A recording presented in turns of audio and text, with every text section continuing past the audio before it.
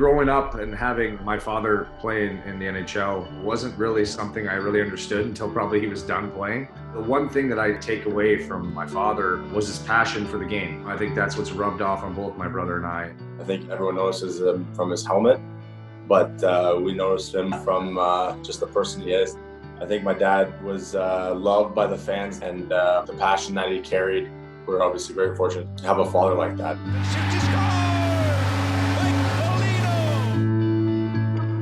Dad, obviously you get pretty excited when you score goals. I think everyone knows that. But why the leap? Everyone celebrates differently, and through the years, I don't know what happened, but I think it happened for a really big goal. I did a jump and into the glass kind of thing, and then all of a sudden, the next time I scored, it was almost the same kind of move, and I jumped into the glass again, and then I said, well, that hurts every time I jump in the glass, so just started jumping. I remember watching Lanny McDonald, and I remember there was a playoff game when he scored a goal, and he threw the gloves up in the air and jumping up and down, and I said, geez, that's one of my idols as a kid. And when I saw that jump, it kind of stuck with me. So then I started doing it more and more, and I would never do it to put any team down. It wasn't a slap in the face to anybody else. It was just to show our jubilation for a successful, finished play. And, it just stuck with me over the years. What was your favorite jump ever? It had to be with the Toronto Maple Leafs, the overtime goal against Detroit. The pass back to the line, shot, score! Foligno scores the goal! And Foligno jumps as high as he's ever jumped after scoring a goal. I think I jumped 4 or 5 times, and then I saw everybody coming towards me, and they were all jumping as well. It looked like you won the Stanley Cup that night. And we were crazy people then, crazy.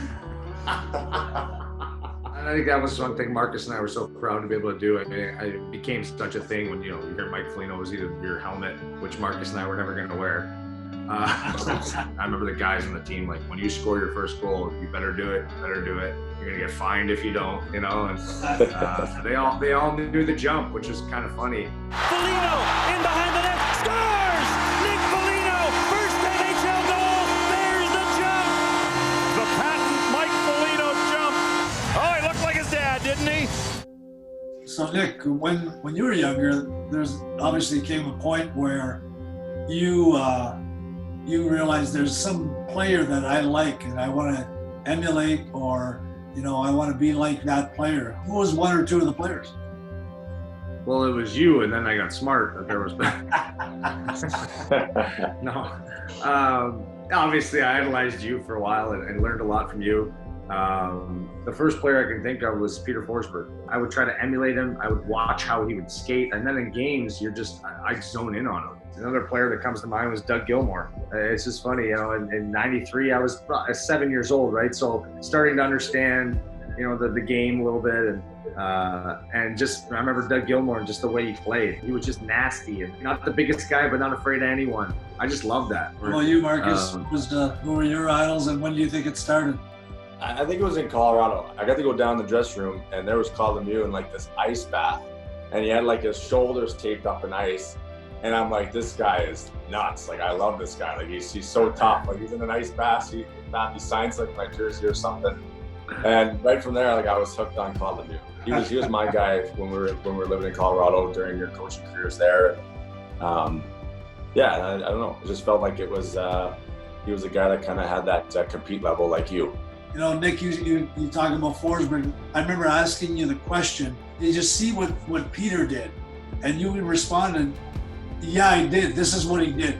And I said, holy God. I said, he's not just eating popcorn and eating, hot dogs. I said, he's actually watching the game. And it shocked me, but at the same time, it impressed me because I said he really, is getting the understanding of watching a professional do it at the highest level. The Colorado Avalanche have won the Stanley Cup. Raymond Bourque, a dream has come true. 2001 was a special moment for sure to be able to coach, to bring in some of the players that we brought in that year. We had Ray Bourque that came in the year before. We had Blake. Oh God, what's Blake's name? Rob. Rob Blake. Okay, let's do this again. Thank God this isn't live. No, it is live. No, I'm just kidding. I would have loved it if you just came up with a random name. Yeah. Ryan Blake. If you would have said Toe Blake, I would have died. That's amazing. I think I was coming home from school and Mom was like, "Hey, you want to go to Colorado with your dad and Nick to Game 7?" And I think I said like, "Nah, I'm good." Like I think You probably would have.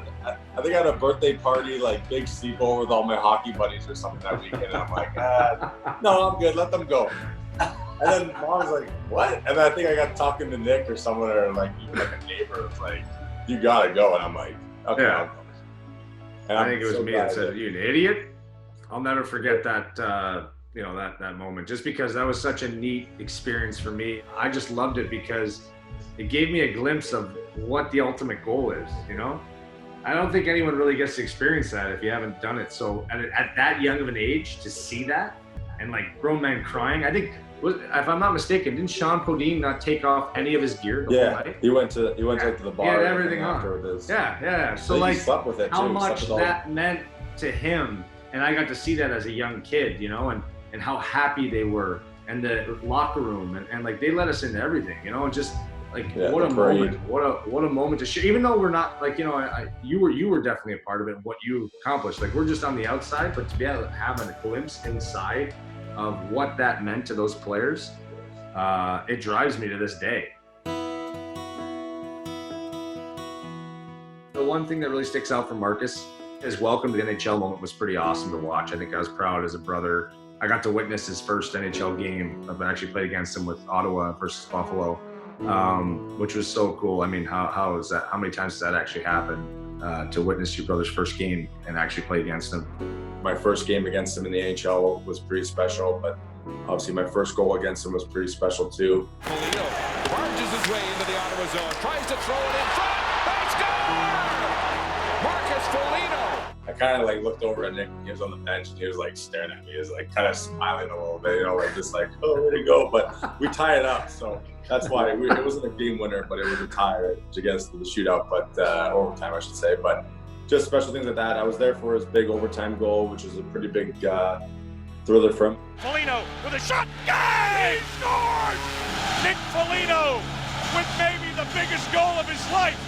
I think that was just a huge goal for the city of Columbus, so I thought Nick really took off after that. One thing for my dad that I'll never forget, after you guys beat St. Louis, it was at home.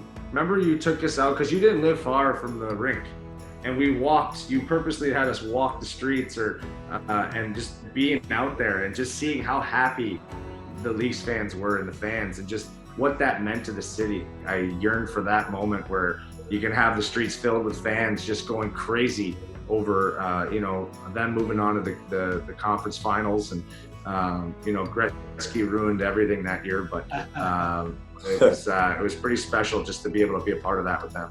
I think the biggest thing for me has been, for them to be able to do a jump to pay homage to me or to honor me somehow, some way, when they should be thinking about themselves and their team. I thought that was incredible. I'll never forget that as long as I live. Who was your favorite player, Dad? That's just cutting the chase. Favorite out of you two? Oh my God. Probably me, because I didn't talk back as much. Okay. Yeah, you're right, Marcus. You're right. Yeah.